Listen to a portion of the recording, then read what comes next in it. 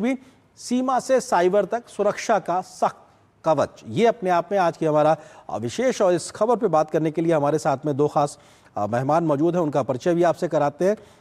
हमारे साथ में lieutenant general retired Sanjay Kulkarni ji हैं, जो कि पूर्व डीजी इन्फेंट्री है, इसके अलावा सुरक्षा मामलों की जानकार। सर, बहुत स्वागत है हमारे साथ जुड़ने के लिए। इसके अलावा सुविमल भट्टाचार्य जी हैं, जो कि साइबर सुरक्षा मामलों के विशेषज्ञ हैं, स्टूडियो में मेरे साथ मौजूद हैं। सुविमल जी, आपका भी बहुत बहुत स्वागत है हमारे साथ जुड़ने के लिए, इस खबर पर विस्तार से बात करने के लिए। सबसे पहले जनरल कुलकर्णी आपसे ही, क्योंकि जब हम आंतरिक और बाह्य सुरक्षा की बात करते हैं तो आज की तारीख में सबसे ज़्यादा एक नए प्रकार का वॉरफेयर दिखाई पड़ता है, जिसमें टेक्नोलॉजी बहुत ज़्यादा हावी हो गई है।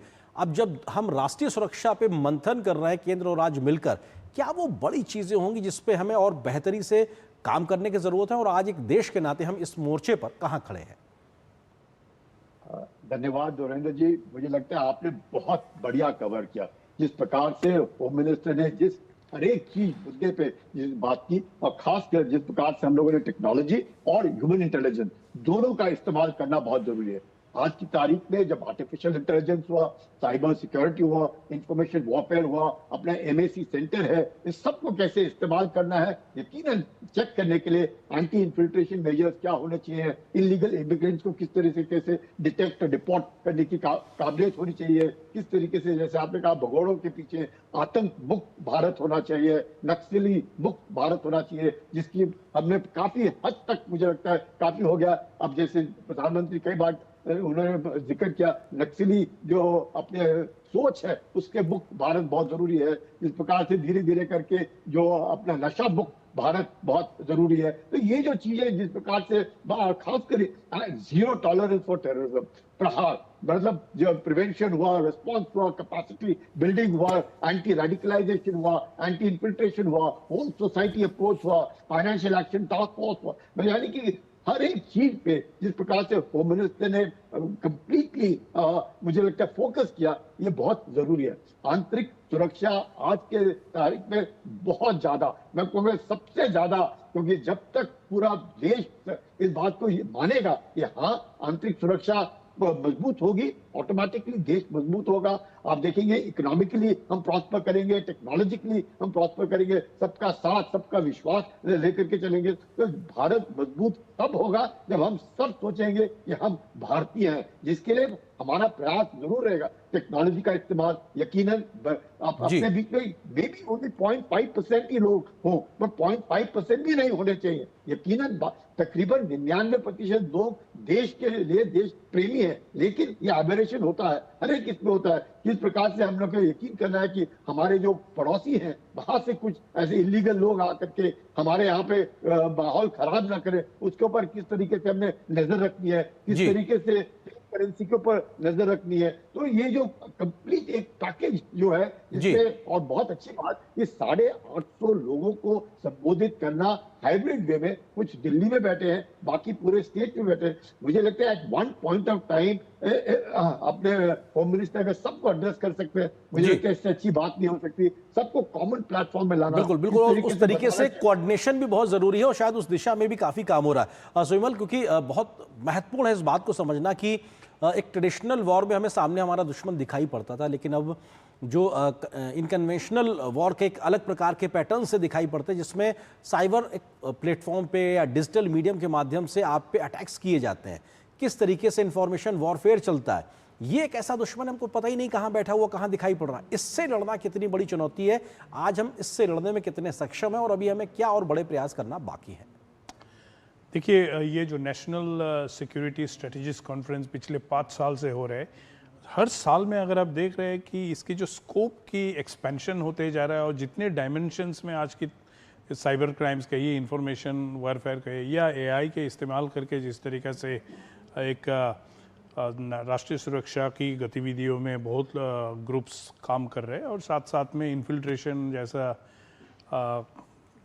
मतलब काम चलते रहते गलत एलिमेंट्स के। तो इसको नज़र में रखते हुए, और विशेषकर जहां आपकी जो क्राइम, साइबर क्राइम या इस तरीके से काम है जिसके जो अटैकर के ऊपर जब कोई फिजिकल हार्म नहीं होते और दूर में बैठ के वो कुछ भी कर सकते हैं, और आजकल टेक्नोलॉजी की माध्यम से वो कहीं भी बैठ के कहीं अटैक कर सकता है और 3-4 देश एक साथ में जुड़ जाते हैं। तो ऐसे स्थिति में लगातार बेसिस में चर्चा होना चाहिए और गृहमंत्री ने जो ये कदम लिए कुछ सालों में, ये जिस तरीक़ा से सब लोगों को जो नेशनल सिक्योरिटी एपरेटस में इन्वॉल्व है उनको एक साथ सलाह परामर्श करना, ये बहुत बड़ा कदम है। इसलिए मैं समझता हूँ कि जो साइबर और इंफॉर्मेशन वारफेयर है और जिस तरीके से आज आर्टिफिशियल इंटेलिजेंस आके इन दोनों को एक फोर्स मल्टीप्लायर के रूप में एक एजेंट बन गया है, तो इसमें हमको ये समझना पड़ेगा कि ये बहुत एक प्लान्ड हिसाब से ये चलते रहता है। और जिस तरीक़े से साइबर क्राइम्स आज जिस मात्रा में बढ़े हैं देश में, जिस तरीक़ा से साइबर क्राइम्स हो रहे, आपने देखा कि एक डिजिटल अरेस्ट की स्कीम किस तरीक़े से डिजिटल अरेस्ट होते रहे, लेकिन इतने सोच के इतने प्लान्ड तरीके से इसको किया जाता है और बहुत सारे लिंकेजेस देश के बाहर भी मिलते हैं इसके। सिमिलरली अगर आप देखें जो इंफॉर्मेशन वारफेयर है, जो गलत खबर को इतने कम समय में एक तनावपूर्ण स्थिति करने का जो प्रयास रहता है हमेशा, और जिस तरीके से आर्टिफिशियल इंटेलिजेंस को इस्तेमाल करके जिस तरीके से एकदम एक वीडियो या फोटोज़ या ग्राफिक्स इस तरीके से क्रिएट कर लेते लोग विश्वास कर जाते हैं, तो इसके लिए निगरानी इनके ऊपर रखने के लिए एक वाइडर स्ट्रेटेजी के माध्यम से आप टेक्निकली इसको ऊपर काम करते हैं। तो मुझे लगता है कि ये सलाह परामर्श में और जो एक्सपर्टीज है, सिर्फ एक्सपर्टीज सिर्फ गवर्नमेंट में या फौज में, एक्सपर्टीज प्राइवेट सेक्टर में, ये दोनों क्षेत्र में है, इसलिए इनको भी जोड़ के साथ में अपना स्ट्रेटेजी अपनाना। अब आर्टिफिशियल इंटेलिजेंस इस्तेमाल करके आज आप डेटा पुलिंग कर सकते हैं, सारे इतने मल्टी एजेंसी सेंटर के आपने जिक्र किया था, इसमें कितनी एजेंसीज की कितनी तरीके की इंफॉर्मेशन आते हैं, अगर आप उसको डेटा पुलिंग करते हैं, इसके बाद इसके बेसिस में जो एक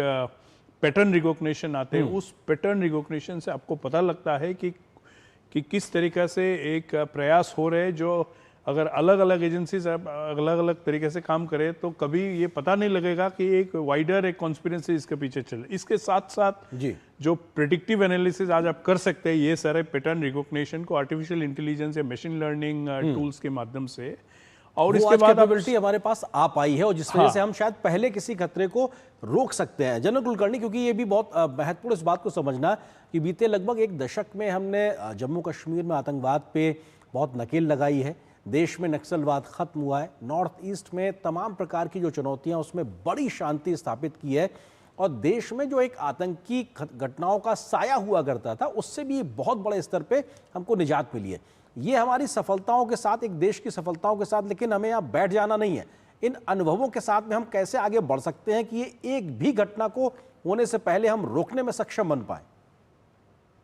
बिल्कुल, prevention is better than cure.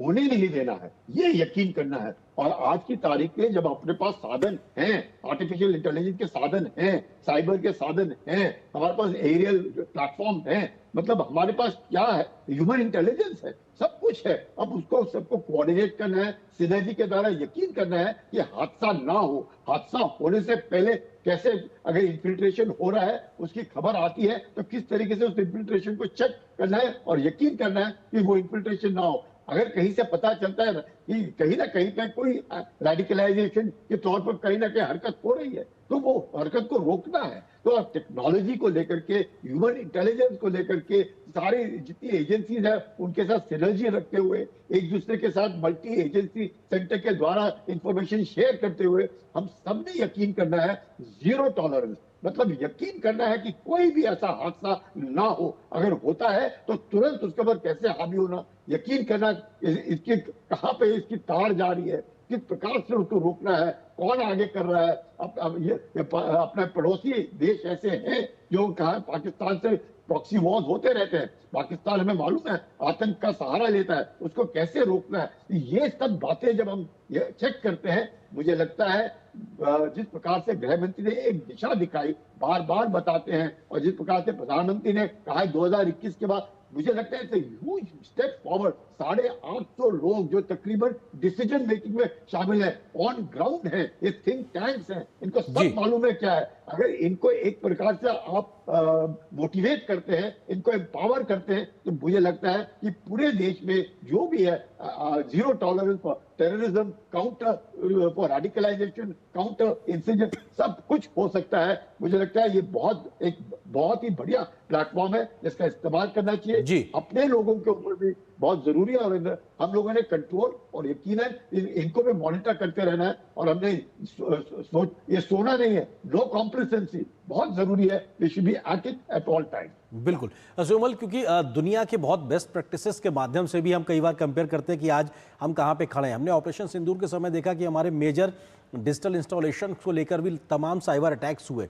इस प्रकार की घटनाएं कई बार होती रहती हैं। आज हम इक्विप्ड कितने हैं इस प्रकार की समस्याओं से लड़ने के लिए, और दुनिया की बेहतर जो प्रैक्टिसेस हैं उसके नज़रिए को ध्यान रखते हुए हम कैसे इस दिशा में तेज़ी से आगे बढ़ रहे हैं कि हम किसी भी एक बेहतर फुल प्रूफ सिस्टम को तैयार कर सकें।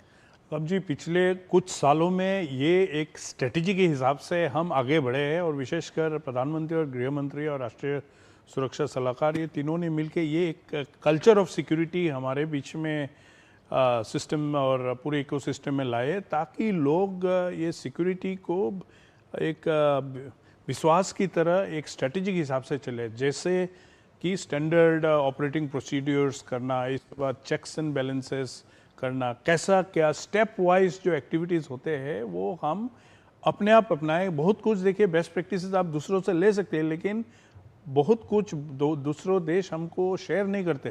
अभी कुछ घंटा पहले मैं अमेरिका से आया, एक हफ्ता में अमेरिका में था। सारे लोग वहाँ पे आज ड्रोन्स और काउंटर ड्रोन सिस्टम्स के बारे में बात कर रहे हैं कि आपकी ड्रोन इकोसिस्टम, आपकी स्पेस इकोसिस्टम बड़े जल्दी तरक्की है। तो बाहर भी एक रिकॉग्निशन है कि हम कम समय में अपने जो एक इंडिजिनाइजेशन को ऊपर एक फोकस रखे हैं सिक्योरिटी के मामले में, डिफेंस के मामले में, तो इसको एक कामयाबी के रूप में बाहर में भी आज लोग देख रहे हैं। हमको ये बात बड़ा स्पष्ट है, और विशेषकर प्रधानमंत्री बार बार ये बात बोलते रहते हैं कि हमें अपने आप को बचाना पड़ेगा। इसीलिए इसके लिए जो हमारे ह्यूमन टैलेंट है, जन कुलकर्णी साहब ने भी बताया कि हमारे जो टैलेंट पूल है, हमारे जो इकोसिस्टम है, और जिसमें हम आज बढ़ावा दे रहे इन्वेस्टमेंट के माध्यम से, R&D के माध्यम से, और विशेषकर ये स्टैंडर्ड ऑपरेटिंग प्रोसेसेस अपनाते हैं, तो इससे मुझे लगता है बहुत फर्क पड़ रहा है। लेकिन सतर्कता और समाज में और आना चाहिए कि सुरक्षा के मामले में लोगों का भी बड़ा कंट्रीब्यूशन होता है। मतलब समाज और राष्ट्र भी के अपनी भूमिका निभाए, सरकारें तो निभाई रही, तब जाके हम शायद राष्ट्रीय सुरक्षा के साथ में बहुत बेहतर तरीके से आगे बढ़ पाएंगे। फिलहाल वक्त इतनी अनुमति दे रहा है। आप दोनों मेहमानों का बहुत बहुत शुक्रिया हमारे साथ इस खबर पर विस्तार से बात करने के लिए, जोड़ने के लिए।